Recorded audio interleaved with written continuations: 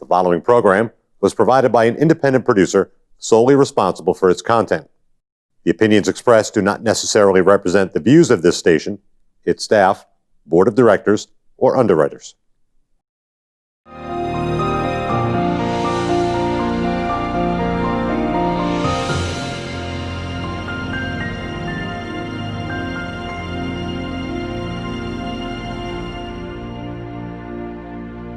Hello, and welcome to People's View. Today we're going to talk to Di Lothrop, who's running for rep in Ward 5, right, Yes. Di? Yes. Tell us about why you decide to run this time. Well, I've been a political activist for about 25 years in New Hampshire. I've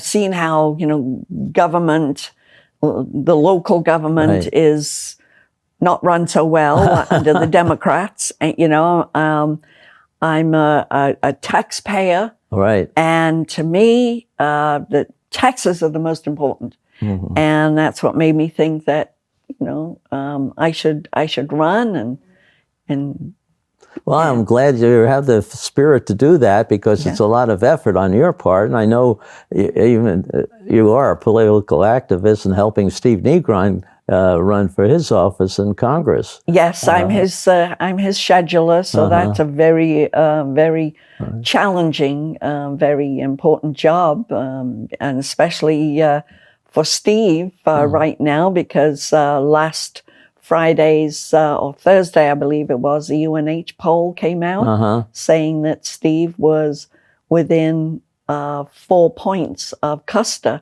with a margin of error of 4%, which means really it's a dead heat. So everybody's looking for Steve right now. Right. So yeah, I've spent and they should be many looking hours. For you too now, And I hope they especially are. if in their Ward 5. In Ward 5, yes, I've got a lot of my signs out. Di Lothrop, and for state representative, the nice white background with the red lettering really stand out. But yeah, I've been putting more signs out as I can. But I've also been an executive committee member for the Nashua Republican City Committee, so I've been actively involved in that. As you know, you were, I believe, the chairman. Way back when. Way back then when. And I've worked on several other political campaigns as well as Steve's.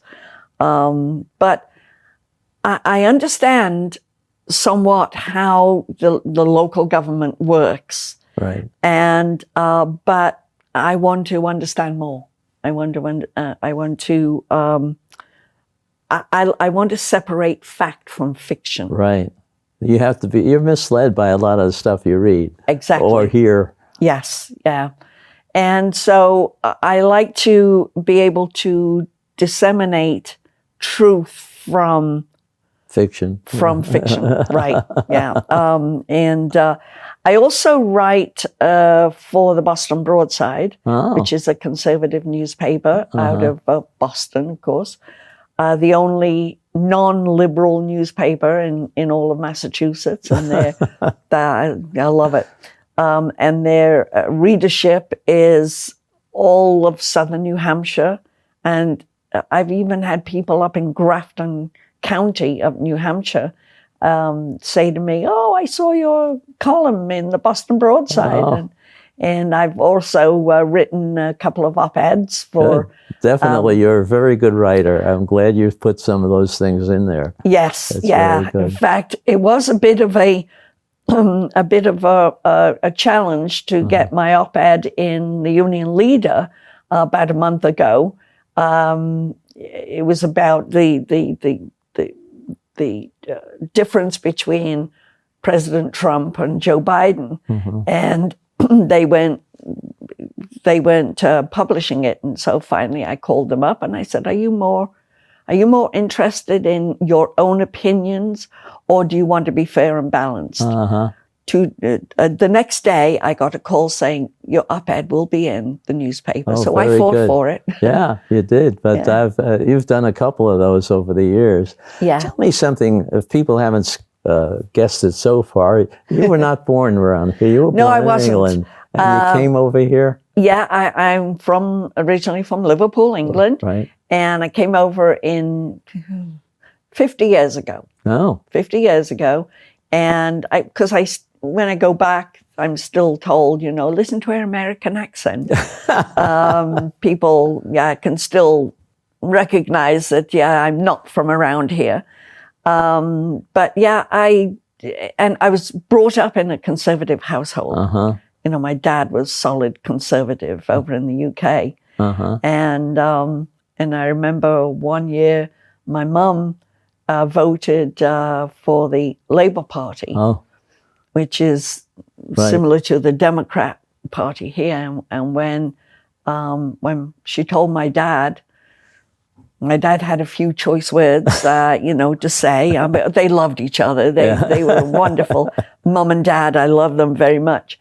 But so they, Dad had a little chat with her, shall we say, and she didn't vote Liberal again, or Labour again.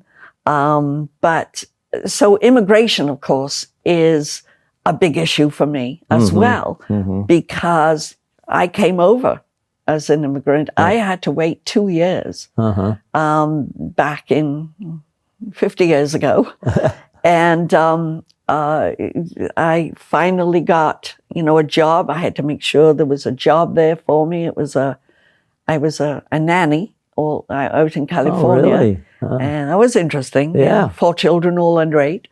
But lovely, lovely children. And but then once I started looking at the political ways here in the States, I know everybody wants to come here. It's a fantastic country. Obviously, I'm an American citizen now. I'm very, very proud of it. And but when I found out that there's so many illegals, especially living in California, and they were just let in, and and they were put on. Didn't go through the proper way like you did. Exactly, and it was a slap in the face to me. Yeah. So I'm absolutely behind President Trump with his wall. It's the only way to keep illegals out. Is there much difference in the way they campaign here in the States versus England? That's a great question. At the first presidential debate between President Trump and Joe Biden, when they, sort of came across as attacking each other, I said to a lot of people, you ain't seen nothing yet until you've seen British politicians. Right. They literally go for the jugular, and same thing in Europe. Yeah. They fight a lot, and they yell at each other. England has a larger legislation than we do, right? Yes. One of the few countries that does. Exactly. Yeah. So there is a big difference. Up until when President Trump was elected. Now, I have to say, when he was campaigning, I was a Ted Cruz person. I liked Ted Cruz's policies and so forth, and he'd already been in the Senate. And then when Trump won the primary, and then I started hearing what he said, what he was going to do, all the promises he made. And he's not a slick talking politician. Right, definitely. That's what I like too. He's like he's one of us. Right. Yeah. And I often say to people here that if you don't like him, that's your prerogative. If you're a Republican, if you don't like him, you have to vote for the policies, not the person. Right. in both parties, really. Yeah. So I think a lot of people just don't like his style, and I say, so what? Well, what is important to me is he made all these promises and he's kept them. Right. Yeah. And which policies do you like best? You said immigration was one of them. Immigration, with the wall. Right. His economic policies. I mean, I personally like the stock market, going up. Right.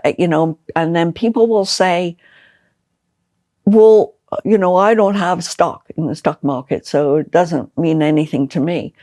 But I remind them that maybe if they're working for a company, maybe their boss or the owner of that company has stock. And if the owner of that company is making money, then that means their jobs are much more secure. Right. It means maybe a raise for them. So the other thing is their retirement fund is probably invested in that. Exactly. Yes. Yeah. And in many cases where the management of those retirement funds hasn't been good, now they're being helped because the stock market is up. Yeah. So I definitely think his economic policies are top notch, and for me also the single most important issue is taxes, keeping them low. Right. I'm tired of having people come into this country who've never contributed. Right. And getting all the free stuff. Getting all the food stamps. I remember one person several years ago said to me, "Yeah, but they're human beings. Yeah, they've got families, they've got plans." And so I said to that, "Fine, I understand that, but let them do it the honest way, the legal way, like I did." Yeah. Yeah. I mean, that's all I asked. And it worked for you. It worked for me, And you've been happy, you have a happy family and absolutely, everything. yes, absolutely. But Democrats seem to be more interested in the social issues, like this Performing Arts Center in Nashua here. I mean, that's such a waste of money. Well, I think some of the aldermen are thinking about that again now. They've asked for more money. So the $15 million is now $25 million. Right. And they have won another $8 million for a parking lot next door. Exactly. And maybe they ought to use the regular parking lots and have a little bus service. It's a little cheaper to have a bus service parking lot to the... Exactly. When they first proposed the PAC, and they said it was going to be in the old Alex shoe store and building. My first thought was, how the heck can they do that? Put a theater there with no parking? It just doesn't make sense. There's one parking garage. Right. I know I talk funny. There's one parking garage just down on Spring Street. Two blocks away. Yeah, 2 blocks away, yeah. And it's like, oh, what about the money to help school children? Right. Give them, pay for their school lunches and so forth. Right. I mean, I understand that families do need help. But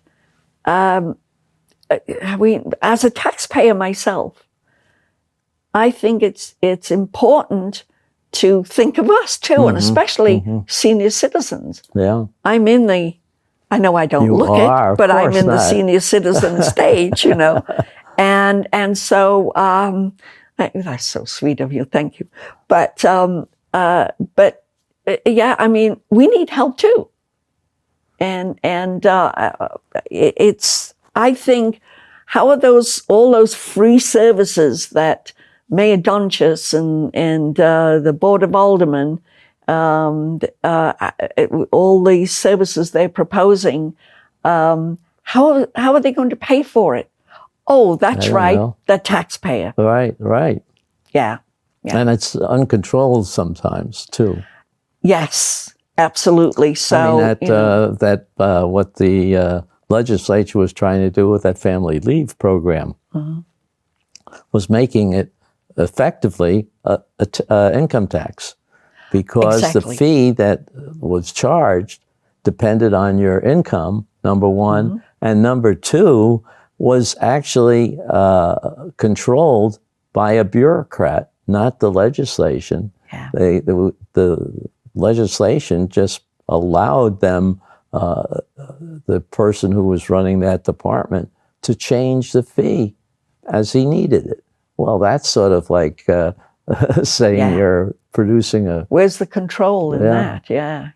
So, but that's one of the things you're going to watch when you I get up am. there. Oh, very closely. I will be watching, and I will be, as a taxpayer myself, I will be Right.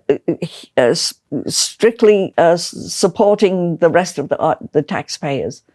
I'd also like to say too that I've received quite a few endorsements running for state rep, and one of them I'm proud of as well is the NRA gave me an AQ rating, which then they told me I have the highest rating for a non-incumbent. Oh. And so I was kind of proud of that. The National Pro-Life Alliance, they've endorsed me. Cornerstone, they've endorsed me. Now they are a pro-life and family organization. New Hampshire Citizens for Right to Work, they've endorsed me, and gun owners of New Hampshire have endorsed me. So you're fiscally and socially conservative. yes. Okay. Yeah, very much so. And you've been active in it, so people know you. Yes. You know what's happening up there. Yeah. You've seen 57 vetoes that the governor had a year ago, and another 27, I think, this year. And it's only kept down to 27 is because they piled them all into one piece of legislation. Exactly. Yeah. So, I mean, I'm certainly hoping that the 27 seats. Yeah. Here in Nashua. Here in Nashua, I'm certainly hoping that will be like another 2010. It'll be the red wave this time. In 2010, we did a good job on that, because we have almost a similar situation. Different causes, but we had a budget that was requiring another $1 billion to spend at that time, and the shortfall of the income because of the virus is causing that same difference this year. So what's going to happen in 2021 is you're going to have to make a budget that's balanced. That's why we need conservatives in there, fiscal conservatives, because I'm so tired of every time you turn around, especially with Mayor Donchis and this current Board of Aldermen, they just want to spend our money, spend our money, spend, and but as a conservative. I'm watching out. I'm looking out for the taxpayer. Okay. But also, and I'm hoping too that when you mentioned 2021, I can't wait for 2021. Get past 2020 with this, COVID crisis. It's been hard on everybody. It's been different. It's so different that people don't know what to do next. And it'd be nice to get back in the same way, where we're not we're mingling more. I think that's one of the joyful pleasures in life. Absolutely, because we have to be amongst humans. That's just our human. Feelings and so forth. But this, I mean, I will wear my mask out of respect for people. But when I'm in the grocery store, for instance, and I wear my mask, and I walk through my mask saying, "You will obey. You will obey." That's what I feel like. And talking about masks, here we have Mayor Donchis and several people in City Hall that have been wearing masks, and yet they got COVID. Yeah. So, and then just recently, a few days ago, the World Health Organization came out with a statement saying that lockdowns are not the way to go to stop this pandemic. Yeah, they're not as effective as they're recorded to be. And the mask, and because Dr. Fauci, he vacillates so much. One minute he's saying masks are useless. The next minute it's. Well, that's one of the things that you do get with people who know that there's so many different options. I don't think most of the audience, the general public, understands that science isn't perfect. Right. And you look into not only scientific situations, you have to look into emotional situations. Yes. And that's one of the things that you have to try to balance. Yeah. And I think people don't understand that that's something that the president's trying to do. Yes. And it is a hard job to balance those things. And that's why, but he has to be happy and he has to be safe.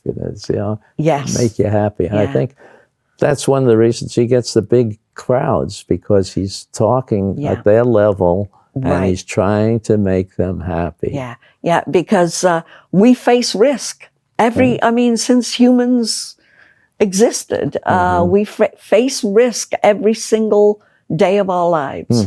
And so we have to stop the fear. And speaking about masks, I know a few people that they go to the grocery store, wear their masks. They go out to eat in restaurants, wear their masks. They go shopping. And yet when it comes to voting, they're afraid. They're even with a mask on, even with all the people working in the polling stations wearing masks. They choose the absentee ballot, because they're afraid. That doesn't make sense to me. If you're going to go to the grocery store and go to restaurants and shop, then why can't you go vote? Yeah. I voted in person during the primary. Just walked in. Right. There was no lines there, no people. Well, I think Nashua does a very good job handling voting processes. Yeah. I don't know whether that's throughout the state, but I think for the most part, you should be able to know how many people are coming in. And we're the second largest city, and we can handle it. So all the towns in the state should be able to handle it. Yeah, exactly. And, you mentioned it's all in the science before. So here you have President Trump, who listens to the scientists. Right. It's not just Dr. Fauci and Dr. Birx. It's a whole slew of scientists behind the scenes. They're telling him, what to do. So he bases his proposals on what he is being told by the scientists. And you have the mainstream media, who are, they're an offshoot of the Democrat Party, let's face it. And so they're telling Trump he doesn't know what he's talking about. And he's, you've got to follow the science. And I'm thinking, how can they say that when he is following the science?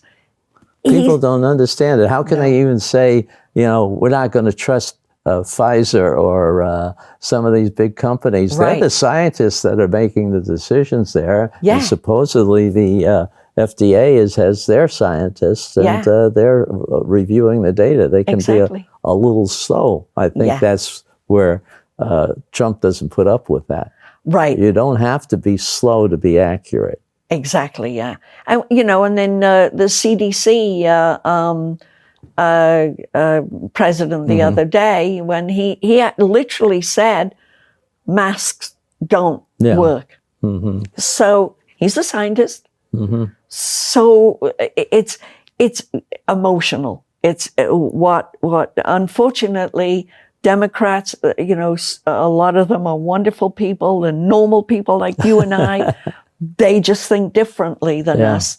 But that's fine. We can all think differently, but don't vilify based on emotion.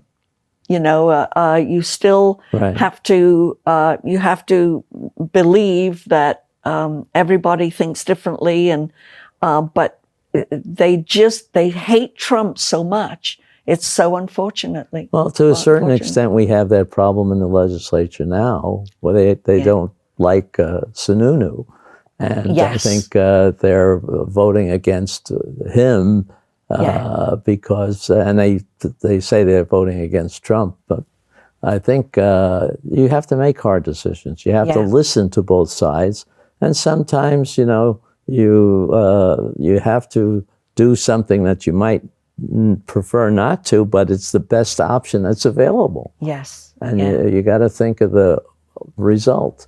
I think we have to look at the whole election that way, because I say, look, if you got two people fighting for the presidencies, what happens if either one of them gets sick or something? Who's number two? Yeah, that's. And I look at number two too. Right. Yeah, and number two on the other side from us is very scary. I think in the state, it's the executive council we have to have. Yes. That can support what the governor wants to do. Exactly. And I think I think you're in favor of that too. Absolutely. And that means that in our area, we do have Dave Wheeler, who's running, and he ought to be elected. Absolutely, to work out and get some of those things done. Yeah. Dave has my vote, that's for sure. All right. Well, all ready to be a full American when you're going to go in and get into politics like this. So good luck. And I know you'll be good when you get up there. Yeah, I will try my best. Okay. Thanks again. Thank you. The preceding program was provided by an independent producer solely responsible for its content. The opinions expressed do not necessarily represent the views of this station, its staff, board of directors, or underwriters.